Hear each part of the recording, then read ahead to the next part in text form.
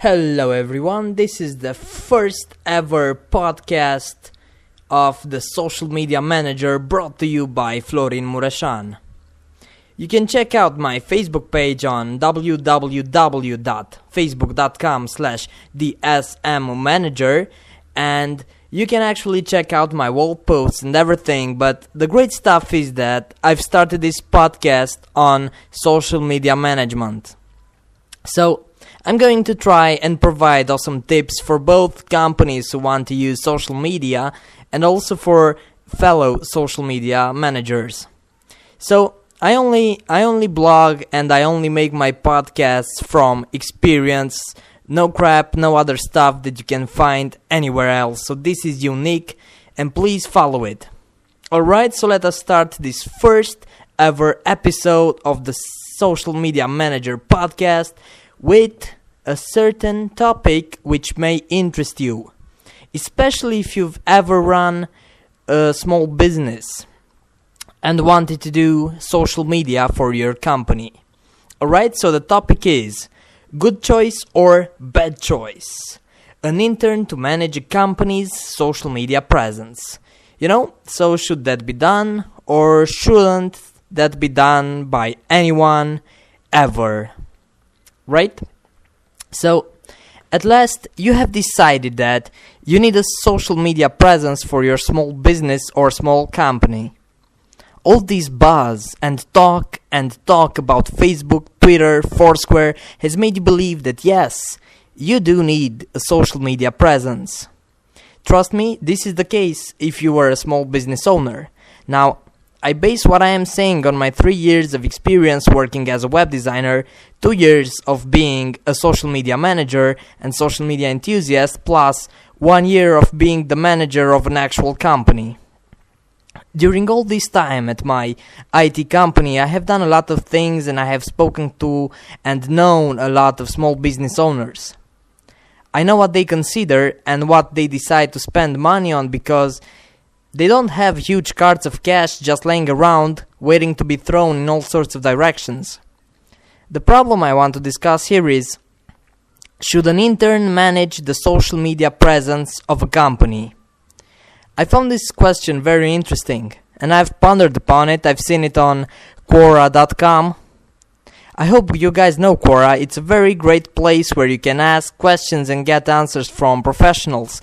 So I've been down there. A friend of mine actually told me that on Twitter that, hey, please answer this question. I'm very curious. And I said, oh, come on, why not? So why shouldn't I answer that? That's very simple. So should an intern manage the social media presence of a company? If we were to listen to big corporate social media people or even to social media marketing gurus, oh my, we would all have to think that this were going to be a worst case scenario and the world would fall in a flaming mass of raging fire down into the pits of doom. I did not exaggerate. That's what they would say. That's what we would come to think related to that poor company who decides to put an intern to work at their social media presence. While it might be catastrophic to do such a thing for some small businesses, maybe this bootstrapping method might not be a bad choice for some companies. It would not help them generate any money, but it would definitely not be catastrophic. The thing with social media is that it's such a delicate method of communication when you try to achieve something by it. Having an intern to do a grown man's job will not hurt the company, most of the times, but it will mean that the company won't get anything out of their social media efforts. Of course, in the case you actually hire an intern, that's just a social media gig. When you do it seriously, when you want to do it seriously, then yes, it's called a social media effort. Why? Because you have strategy. You plan something to happen. People to read your publication, to buy some great deals from your website, to engage with them, to have them talk about you. Right? So, when speaking of an intern to manage the social media presence, let's not talk about generating buzz or managing a contest. An intern won't be able to pull that off due to lack of experience. I remember 2 years ago how I was. Until I successfully ran the Who is Sif and Sif Talk campaigns, I had no idea about how to generate buzz and build great contests. When you hire a social media manager, you have to find someone who has experience. I'm saying this because I know how bad it was when I did not have that experience. So, to conclude with, having an intern manage your social media will not kill you, but it will not get you anywhere either. It is a very bad choice and thoroughly counterproductive. Well, I have even more examples here about an intern managing the social media presence of a company. Think about the next scenario. You have some guy on your Facebook page, or he talks something bad about your company on Twitter. You know that people will see that. I mean, haters have very interesting mechanisms of how to get their message across to your audience and to their own audiences. And they can build a very bad reputation for you, your company, or even your brand. Now, if you don't have a real social media manager or a PR person to actually come up with a good solution to those messages, and to make everyone see that your company is clear, your company is clean, and that everything is great, this could go down really, really bad. An intern might make the whole situation way over his head. He might make it very, very bad and start a flaming topic about your company. It could make other people join in the discussion and talk all sorts of smack about your company, and you don't want that. That's a very, very bad case scenario. I hope that will never happen to you if you do decide to hire an intern. And then, of course, you can't count on your intern to do anything, right? I mean, he may help you with posting messages if you want to have constant activity on your Facebook page or on your Twitter account, but be careful there, because if he posts irrelevant messages, people will just ignore those posts. On Facebook, they can even hide the posts of your page, so your page will be for nothing. You will gain nothing out of that whole effort, and you will just waste money if you don't do your social media right. So you'd be better off hiring a real social media manager, right? Okay, well, that's kind of about it about this topic. So no intern, you should hire a real social media manager. Okay, this was the first part of the podcast, and now I would like to go on to another interesting thing that I hope you guys will like and enjoy. The first one was for companies. This is more for the companies who decide to do their own social media, but also to those other social media managers out there, right? And I've actually called this in my notes, I've called it Death by Twitter. So let's start the second part of the podcast with Death by Twitter. If you rely on Twitter for your campaign, you're dead. And it's really me saying this, me, Florin Mureșan, the senior social media manager, because I know what I'm saying here. So this podcast, as I've said before, is all based on experience. I blog from experience, and I do this podcast, and I only talk from experience, right? So let's kick this one off. Let's get it started. Rolling a Twitter campaign can present you with a great win. I've always said this, and I always will. But be careful to what's going on. Be very careful.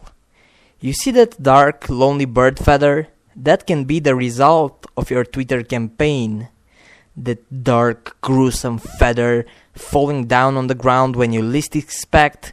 You don't want that to happen to your Twitter campaign. And that can happen if you don't pay attention to some very, very simple details which you may not come to think about until it's too late. That little bird may fly high or it may kill you, period. Birdie Kent has memory. Twitter will help you engage much in social conversation over its platform. I know this because I've ran a pre-launch campaign for the beta version of Sift.net, my own startup, and I built much buzz for it. It was far better than what I had expected. Sounds great, right? Well, it was. Until one single moment in time. It was at the end of the campaign. The platform I wanted to launch was ready. People had submitted the tweets I asked them to submit for the contest, and they were great.